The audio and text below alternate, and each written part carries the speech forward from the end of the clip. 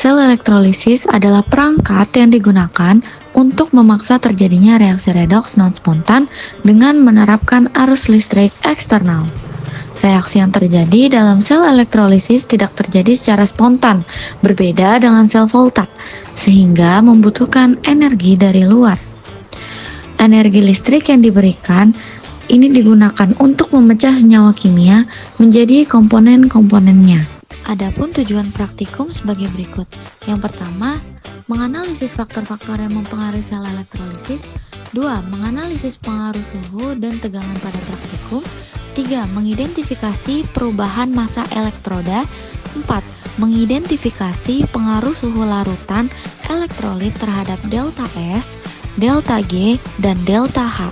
5. Mengidentifikasi bagaimana delta H atau entalpi, delta G atau energi bebas Gibbs, dan delta S atau entropi mempengaruhi jalannya reaksi elektrolisis. Adapun rumusan masalah dalam praktikum kali ini, yang pertama, ada apa saja faktor-faktor yang mempengaruhi kinerja sel elektrolisis. 2. Bagaimana pengaruh suhu dan tegangan terhadap proses elektrolisis. 3. Bagaimana perubahan massa elektroda yang terjadi selama elektrolisis. 4. Bagaimana suhu larutan elektrolit mempengaruhi perubahan entropi, energi bebas Gibbs, dan entalpi. 5.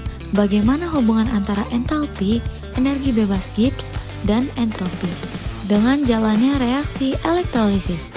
Adapun hipotesis dalam praktikum kali ini, yang pertama, faktor-faktor seperti suhu, jenis elektrolit, konsentrasi larutan, dan tegangan listrik mempengaruhi efisiensi dan jalannya reaksi dalam sel elektrolisis. 2. Peningkatan suhu dan tegangan cenderung mempercepat reaksi elektrolisis, tetapi juga dapat mempengaruhi kestabilan produk yang dihasilkan. 3. Perubahan massa elektroda selama elektrolisis terjadi akibat reaksi oksidasi dan reduksi pada permukaan elektroda. 4. Peningkatan suhu larutan elektrolit akan mempengaruhi nilai delta S, delta G, dan delta H sesuai dengan prinsip termodinamika. 5. Jalannya reaksi elektrolisis dipengaruhi oleh hubungan antara delta S, delta G, dan delta H, di mana reaksi spontan terjadi jika dan meningkat. Alat dan bahan yang diperlukan untuk praktikum sel elektrolisis, yang pertama ada cat daya, kabel 4 buah, gelas ukur, amplas, gelas beker, pembakar spiritus, ada statif, bus head, ring, lalu ada pipet, neraca digital, multimeter digital, lalu ada termometer, baskom, kaleng, kaki 3, korek api, dan timer. Lalu untuk bahannya ada larutan CuSO4, elektroda Cu dan Zn, ada es batu. Langkah pertama, mengamplas logam Cu dan logam Zn menggunakan amplas kertas. Selanjutnya menimbang kedua elektroda Cu dan Zn. Didapatkan Zn 0,067 gram. Selanjutnya pada penimbangan logam Cu didapatkan 0,262 gram. Lalu menuangkan larutan CuSO4 yang telah disaring ke dalam gelas ukur, lalu ke dalam gelas beker.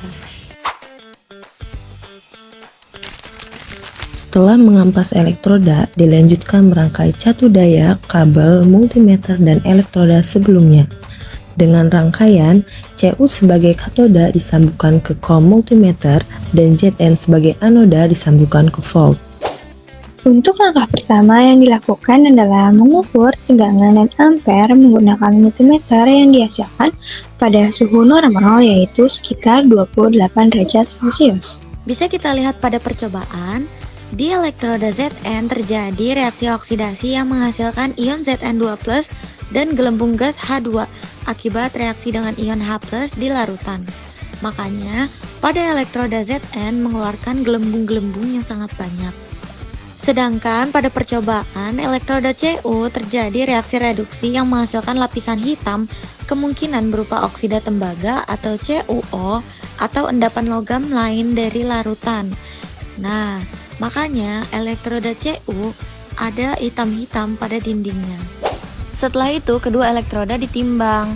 Pertama Cu didapatkan 10,00 gram dan yang kedua ditimbangnya logam Zn dan didapatkan 2,53 gram. Didapatkan hasil pengukuran volt yaitu sekitar 3,34 volt. Dan dalam pengukuran ampere didapatkan 1 ampere. Dalam percobaan kali ini digunakan suhu panas sekitar 40 derajat Celcius. Lalu menimbang elektroda Cu yang sudah diamplas dan didapatkan hasil 9,89 gram. Selanjutnya menimbang elektroda Zn, didapatkan 2,52 gram. Elektroda Cu dan Zn dicelupkan ke larutan elektrolit yaitu CuSO4. Kabel penghubung pada katoda yaitu Cu dihubungkan ke kom pada multimeter dan dihubungkan ke kutub negatif pada catu daya. Sedangkan kabel penghubung pada anoda yaitu Zn dihubungkan ke volt pada multimeter dan dihubungkan ke kutub positif pada catu daya. Setelah elektroda Cu dan Zn dililitkan oleh kabel penghubung, lalu elektroda Cu dan Zn dimasukkan ke dalam larutan elektrolit yaitu CuSO4. Kabel penghubung pada katoda yaitu Cu dihubungkan ke kom pada multimeter dan pada kutub negatif atau catu daya. Sedangkan kabel penghubung pada anoda yaitu Zn dihubungkan ke ampere pada multimeter dan kutub positif pada catu daya. Pada hasil pengukuran volt didapatkan 3,44 volt. Dan pada hasil pengukuran ampere didapatkan 1 ampere.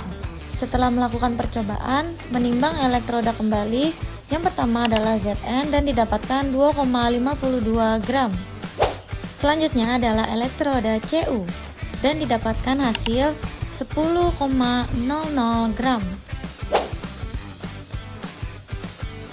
Terakhir, percobaan suhu dingin dengan bantuan es batu yaitu pada suhu 20 derajat. Elektroda Cu dan Zn dicelupkan ke larutan elektrolit yaitu CuSO4. Kabel penghubung pada katoda yaitu Cu dihubungkan ke kom pada multimeter dan dihubungkan ke kutub negatif pada catu daya. Sedangkan kabel penghubung pada anoda yaitu Zn dihubungkan ke volt pada multimeter dan dihubungkan ke kutub positif pada catu daya. Pada percobaan terakhir yaitu suhu dingin dengan bantuan es batu pada suhu 20 derajat Celcius, elektroda Cu dan Zn dimasukkan ke larutan elektrolit yaitu CuSO4. Kabel penghubung pada katoda yaitu Cu dihubungkan ke kom pada multimeter dan pada kutub negatif catu daya. Sedangkan kabel penghubung pada anoda yaitu Zn dihubungkan ke ampere pada multimeter dan kutub positif pada catu daya. Terakhir, menimbang elektroda Cu dan didapatkan hasil 10,00 gram. Lalu dilakukan juga penimbangan pada elektroda Zn dan didapatkan 2,50 gram. Hasil dari pengukuran volt didapatkan 3,53 volt. Dan dalam pengukuran ampere didapatkan 1 ampere. Karena percobaan telah selesai, berikutnya larutan CuSO4 yang terkena residu dari hasil percobaan elektrolisis kembali disaring menggunakan corong kaca dan tisu sebagai filtrasinya. Lalu mencuci semua peralatan yang telah digunakan secara bersih dan menyeluruh. Juga tidak lupa untuk meja praktikum selalu rapi dan bersih ketika selesai. Adapun kesimpulan dari praktikum kali ini, yang pertama, faktor-faktor seperti suhu, tegangan, jenis larutan, elektrolit, dan material elektroda memiliki pengaruh yang signifikan terhadap jalannya reaksi pada sel elektrolisis. Faktor-faktor ini menentukan efisiensi dan hasil akhir dari proses elektrolisis. 2. Suhu dan tegangan yang lebih tinggi cenderung mempercepat reaksi elektrolisis, sebagaimana dapat diamati dari perubahan pada elektroda dan produk reaksi. Hal ini menunjukkan bahwa kedua variabel tersebut memainkan peran kunci dalam meningkatkan laju reaksi. 3. Perubahan massa elektroda selama proses elektrolisis memberikan bukti langsung bahwa reaksi terjadi di permukaan elektroda yang menunjukkan transfer elektron dan ion dalam larutan. 4. Peningkatan suhu larutan elektrolit mempengaruhi nilai-nilai termodinamika seperti delta S, delta G, dan delta H. Perubahan nilai-nilai Ini memberikan informasi tentang karakteristik reaksi pada kondisi tertentu. 5. Nilai-nilai delta H, delta G, dan delta S secara langsung mempengaruhi spontanitas arah dan efisiensi jalannya reaksi elektrolisis. Kombinasi parameter ini menjadi penentu utama keberhasilan dan keberlanjutan reaksi dalam berbagai kondisi eksperimental.